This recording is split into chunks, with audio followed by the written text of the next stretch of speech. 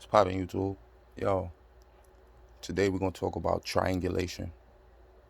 For those of y'all that don't know, that's just tapping in, probably a lot of the street cats, you know what I'm saying? You know what I mean? I want y'all to really get in tune. Like triangulation is no different than what we in the hood call a line. You feel me? But it don't have to come in the form of, like male to male aggressive type situations. And it can also come in the form of being in a relationship. Triangulation can come in many forms.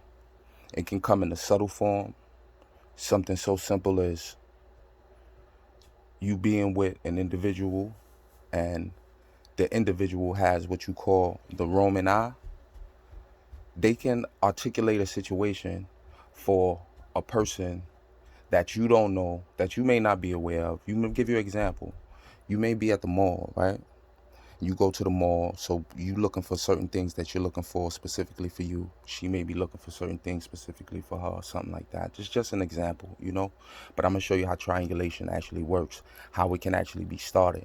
Now, the individual may be in another section or whatever, but at the same time they'll have that Roman eye. So they'll catch an eye of somebody who they think may be a victim, and they may maintain what would be considered uncomfortable eye contact for an uncomfortable amount of time. They may not even be aware that you're on your way and you're actually seeing the interaction from a distance, and it's continued to be done with their back to you or whatever the situation may be. I'm just gonna give you examples how it go from level to level. Now, the individual that the Roman eye contact may have been made with may not even know you in any shape, form, or fashion, may have seen you, because if this is done 9 times out of 10, it could be done anywhere, but most times it's done in the environment where you live. You know, this is how people do what they do. When you're dealing with narcissists, you got to be careful because they are greasy and grimy individuals, and you as an empath, you got to think way ahead of them. You know what I'm saying? You got to do everything that you can to try to put yourself in a situation where you're gonna be safe, to where you're gonna be able to still be able to be consistent with whatever it is that you're engaged in, that keeps your boat afloat. I don't care if that's your regular bills in your household, doing the things that you normally do to keep your household functioning. You're gonna have to make sure that you're strong enough to be able to do that. But back to the triangulation thing.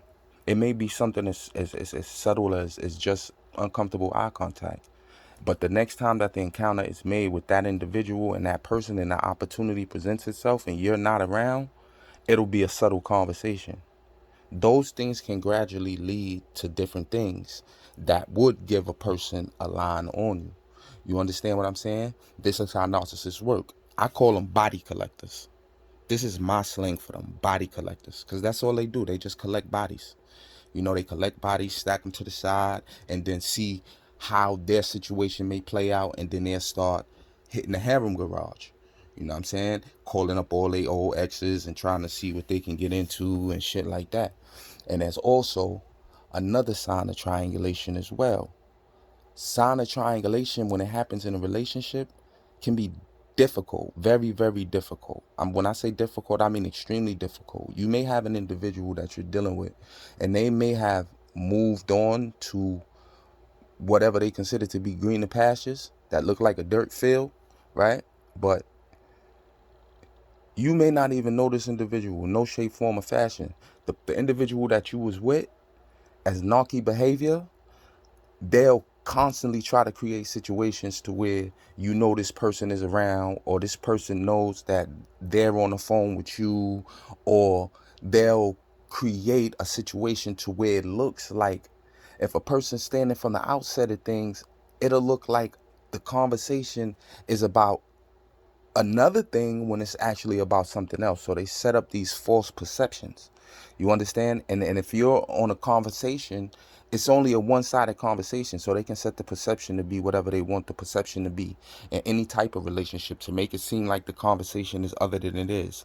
Those forms of triangulation, those are subtle, but they can lead to bigger and greater things, especially if you're not careful and you're not cautious. And I say this to a lot of the bros in the hood because, You gonna get that. You know how people play in the hood. You understand? And that leads to a lot of different confrontations between individuals. And a lot of times brothers may not even really know what be going on. They be sitting back chilling and not even really thinking about nothing.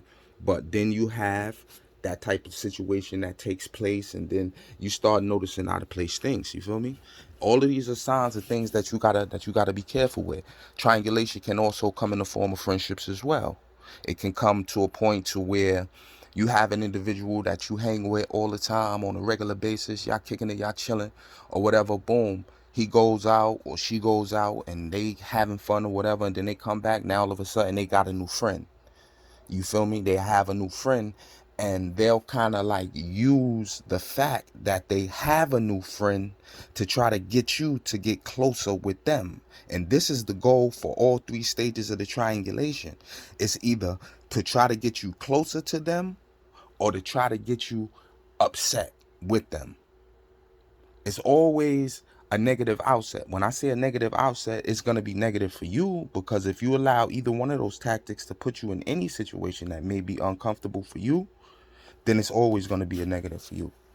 So what I'm going to say on that to this piece, man, is, I want to give a shout out to all the empaths out there, man. Stay strong, man. Believe in your dreams, man. Do what you got to do. Stay solid. Stay focused, man. You already know. I'll be you. You be me. Red Cloud TV.